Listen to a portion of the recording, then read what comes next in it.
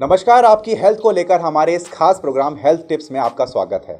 आप लोगों को हमेशा अपनी सेहत की चिंता रहती है, लेकिन कई बार ऐसा होता है कि आप भी अपनी सेहत का ख्याल नहीं रख पाते, क्योंकि बहुत सी बीमारियां ऐसी होती हैं जिनके बारे में आपको पूरी जानकारी नहीं होती या आप शर्म से बीमारी को खुलकर बता नहीं पाते। रात में पेशाब का आना, रुक रुक कर पेशाब होना या फिर पेशाब से खून निकलना, इन सभी चीजों से निपटने के लिए आज हम आपको बताने जा रहे हैं प्रोस्टेट बीमारी के बारे में, जो आपकी एक लापरवाही से आपकी जान भी ले सकती है। तो इस बीमारी से निपटने के लिए क्या है चिकित्सकों की राय और क्या है आसान तरीके, आप लास्ट तक देखिए हमारी ये खास हेल्थ टिप्स वीडियो।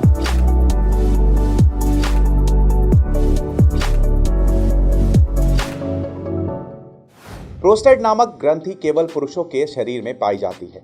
यह ग्रंथि उम्र बढ़ने के साथ साथ आकार में बड़ी हो जाने से होती है, जिसके बाद पेशाब करने में तकलीफ होती है। यह तकलीफ आमतौर से 50 से 60 के पश्चात यानी बड़ी उम्र के पुरुषों में पाई जाती है। पुरुषों में सुपारी के आकार की प्रोस्टेट मूत्राशय के नीचे वाले भाग में होती है, जो मूत्र नलिका के प्रारंभिक भाग के चारों ओर लिपटी होती है। लेकिन आपको घबराने डरने की कोई जरूरत नहीं है, क्योंकि इससे बचाव के लिए हमने बात की हल्द्वानी कल्याण हॉस्पिटल के kidney specialist doctor Mahesh Yogi से, जिन्होंने बताया कि कैसे ये प्रोस्टेट बीमारी होती है और क्या है इसके लक्षण।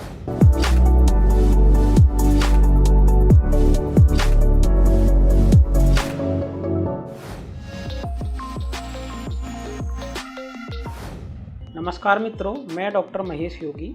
आज हम चर्चा करेंगे एक बहुत कॉमन प्रॉब्लम के बारे में, जो अक्सर मेल में 50 साल के आसपास शुरू होती है, जिसे गदूद या प्रोस्टेट की समस्या भी कहते हैं। प्रोस्टेट एक ग्लैंड है जो पेशाब की नली के चारों तरफ मेल में पाई जाती है। 50 साल के आसपास ये कुछ मेल में बढ़नी शुरू हो जाती है और जैसे जैसे उम्र बढ़ती है तो ये बढ़ती रहती है। बढ़ना एक फिजियोलॉजिकल प्रोसेस है, जिसमें मेन कारण है हार्मोनल चेंजेस। जो टेस्टोस्टेरोन होता है मेल हार्मोन, वो डाईहाइड्रोटेस्टोस्टेरोन में कन्वर्ट होता है, जिसके कारण ये बढ़ती रहती है। दूसरा मेन कारण है कि ये उम्र के हिसाब से बढ़ती है। जैसे 50 साल की उम्र में लगभग 40% मेल में बढ़ी हुई होती है, 60 साल की उम्र में लगभग 70% में और 80 साल की उम्र में लगभग 90% मेल में गदूद की समस्या पाई जाती है। अब गदूद के लक्षण क्या होते हैं बढ़ने के, तो इसमें जैसे पेशेंट को बार बार पेशाब जाना पड़ता है, रात में कई बार जाना पड़ता है, पेशाब में जलन हो सकती है,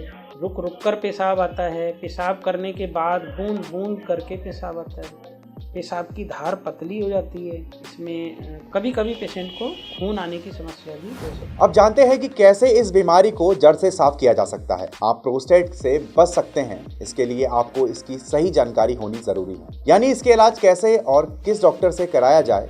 तो इसके लिए डॉक्टर महेश योगी ने प्रोस्टेट मरीजों को सटीक सलाह दी है, जिससे इस बीमारी को जड़ से खत्म किया जा सके।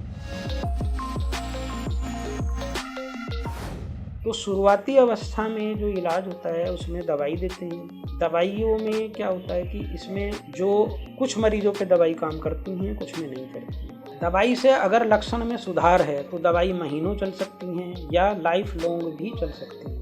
अगर आराम है तो वो दवाई से ही कंट्रोल रहता है। फिर जैसे पेशेंट के फॉलोअप में देखते हैं, अगर सिम्टम उसके कम हो रहे हैं तो पेशेंट को दवाइयों द्वारा ही इलाज किया जाता है। और अगर सिम्टम बढ़ रहे हैं, पेशाब बार बार जाना पड़ रहा है या पेशाब रुक जा रहा है बिल्कुल, या अल्ट्रासाउंड में जो डिटोरिएट हो रही है कंडीशन, तो मरीज को सर्जरी की सलाह दी जाती है। सर्जरी में जैसे अब इस समय सबसे अच्छी विधि है TURP। इस विधि द्वारा दूरबीन पेशाब के रास्ते में डाली जाती है और गदूद को छोटे छोटे टुकड़ों में काटकर निकाल दिया जाता है। इस विधि का फायदा यह है कि मरीज को ब्लड लॉस बहुत कम होता है और मरीज जल्दी अपने घर जा सकता है। दूसरी विधि है ओपन प्रोस्टेक्टोमी। एक पेट में छोटा सा चीरा लगाते हैं, उसके द्वारा गदूद को निकाल दिया जाता है। इसमें पेशेंट को ब्लड लॉस जाने की संभावना ज़्यादा होती है और पेशेंट को हॉस्पिटल स्टे भी ज़्यादा करना पड़ता है। कुछ लोगों में ये भ्रांति रहती है कि ऑपरेशन द्वारा पूरा आराम नहीं मिलता या और दिक्कतें हो जाती हैं, जैसे इरेक्टाइल डिस्फंक्शन।